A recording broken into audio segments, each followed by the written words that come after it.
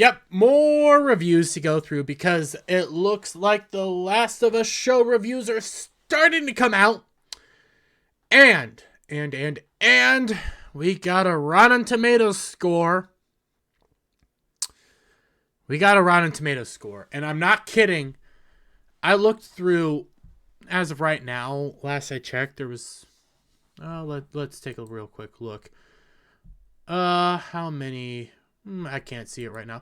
There's not very many, maybe 20 to 30 Rotten Tomatoes scores, and most of them, I only was able to find one. I probably mistook one.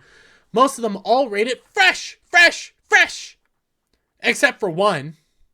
Yeah, except for one that rated it, well, rotten. I'm gonna be real. The guy rated it rotten. Everything else fresh, though. And, well, we're going to start off with Screen Rant real quick. The Last of Us show's high Rotten Tomatoes score breaks video game curse. Oh, it's breaking the video game curse because the video game adaptations are awful. Ignore Sonic. Yep. They're awful. They're always awful. Ignore Sonic. Ignore Edge Runners. Ignore some actually very popular final video game adaptations. Again, Sonic, Edge Runners. I could probably think of a couple more. For lack of a better term, Uncharted was very successful. That's a video game based. I have my own issues with it, but nevertheless. HBO's The Last of Us earns an incredible Rotten Tomatoes score and breaks the traditional terrible video game adaptations. It received 100% on Rotten Tomatoes with 26 reviews, with a 96% score. As of right now, it is 97. Actually, I'll refresh that. Let's double check that. Yep, still 97. Man, this looks like it's gonna be a blast because everybody loves it. Early critical reactions prove The Last of Us is a highly successful adaptation, a surprising feat as it is largely unique. It's not that unique. Again, fans love Sonic. Fans love Cyberpunk Edge Runner. I'm technically again, Uncharted the movie, people really liked. I had my issues mainly based on casting, but for the most part, people liked it. I thought it was middling at best, but hey. That being said, I always like pulling up this the CBR article now, but for one simple thing. Featuring content that didn't make it into the video game, which enriches it. Never before seen content that will blow your mind and enrich the prior story. Remember that as we continue on. Actually, a lot of the reviewers will tell you that themselves because I got two pulled up here. Two from Carmen at the Wrap and Deus Johnson Inverse. Creator and Naughty Dog co-president Neil Druckmann. Man, you really have a sad name right there. That is very unfortunate.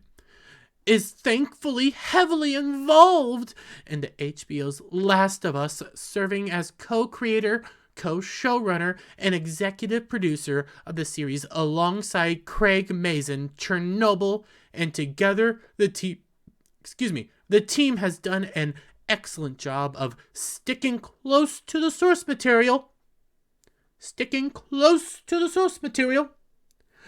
while also breathing life into a new characters. Along the way, creating an engaging and refreshing rendering of popular genre story. Sticking close to the source material, but also adding new characters. Man, where have I heard that before? Where was I hearing reviews like that before? Maybe it was Rings of Power where they said they're sticking close to the source material while adding new characters. How did that turn out? No, I don't. I think this will be better than Rings of Power. But at the same time, like I told Jed the other night on a midweek hump, not midweek hump, that's another show altogether I haven't been on. My bad. My bad. I don't know why I have midweek hump on the mind. Anyways, back to this. As I told Jed on Mellow Mondays, it was the M's, that's what got me. Mellow Mondays over on The Renaissance Nerd. Check out my buddy Adam. Where, well, you know, can't be worse. Every time we kept saying, hey, can't get worse from this. We started off with Wheel of Time, went into Rings of Power. Can't get worse than Rings of Power. Then we got Blood Origin. So I'm not going to say can't get worse. I'm not. Because, my God, it could get worse. Come over here to Deus Johnson of Inverse. The Last of Us is simultaneously almost a verbatim adaptation of the games. Almost a verbatim adaptation of the game. Verbatim adaptation of the game. And in the same sentence, and a new story entirely. Get it, he has almost. But you can't, these two little phrases here don't belong in the same sentence, because you can't have almost a verbatim retelling of the game and a new story. That doesn't work. That doesn't work. Those are contradictory statements. It's either verbatim, almost verbatim, or it's an entirely new story. It cannot be both. This is achieved not by changing anything, but by adding entire scenes and characters for which there simply would not be room for in a video game. You want to know? You want to know what one of those scenes are that they added? And I don't know where to find it. Jed had it. And he showed it to me, but Jed and I talked about it over again on midweek. Why did I say midweek hump? Over on Mellow Mondays. He also played it. A whole moment with Bill, who's just a passing gay guy. You know, he's not that big of a character. A whole episode now. You know, Bill from the game, he's a gay guy, but it's not really a big deal. He's nothing more than a simple side character. We have a whole episode of him now with a backstory breaking down his entire gay relationship. An whole episode. Now, this is not me ragging on LGBT, whatever. This is me pointing out the dude's nothing more than a side character in the game. Now he gets a whole episode dedicated to him. We have other examples of whole episodes dedicated, I'm pretty sure. Oh, I'll have to talk to Jed, but that's just one thing of something they're adding. You know, sitting down and planting flowers really enriches the story, right? These elements don't rewrite anything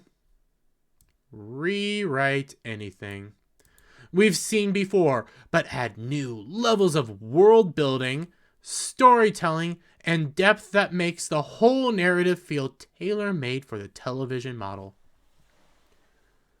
Going back to the Bill thing, what's the main story for The Last of Us? What's the main idea? It's a father growing to love an adopted daughter. It is a father-daughter story. That's the main premise. It is simply a father-daughter story. Yes, it is a zombie apocalypse, but at the same time, at its core, it's a father-daughter story. So, with it being a father-daughter story, focusing on Joel and Ellie, why do I need a whole episode dedicated to Bill's backstory, who in the game is nothing more than a side character?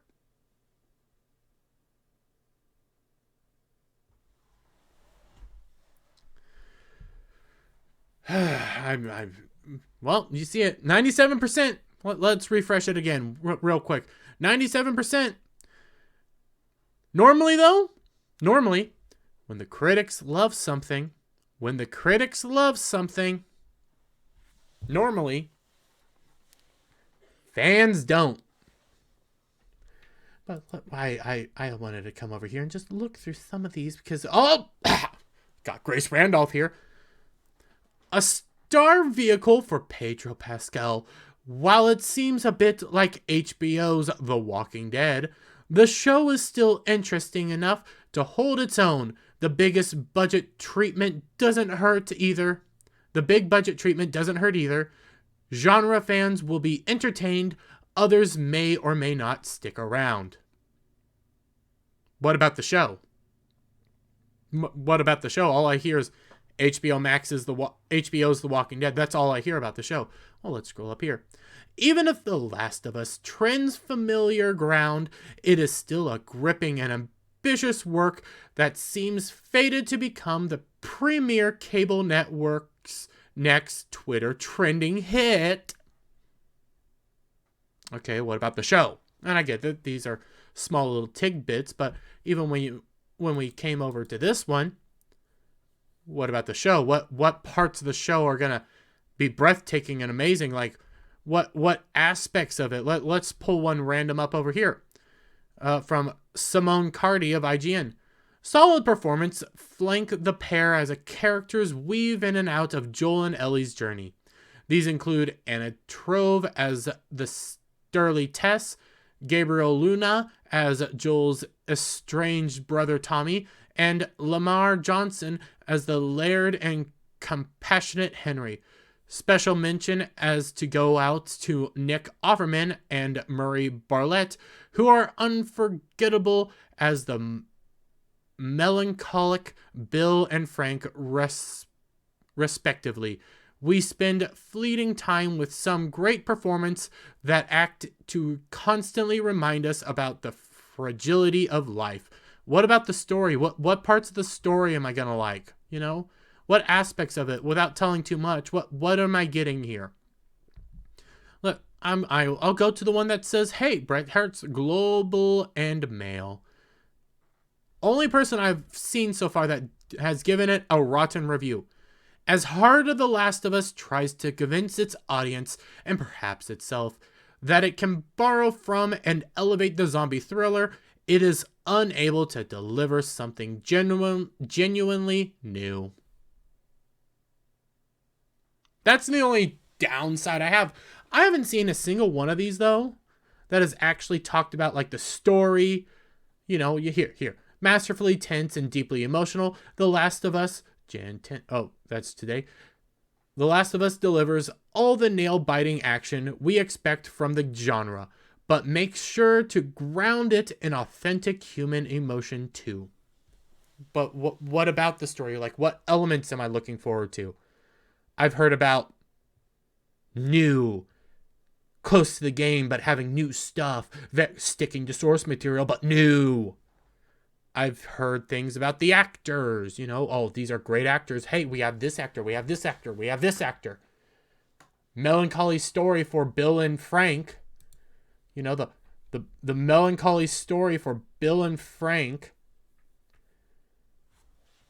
What parts of the show, what themes are there? What about this is set to entice me to the show? Oh, we have great actors.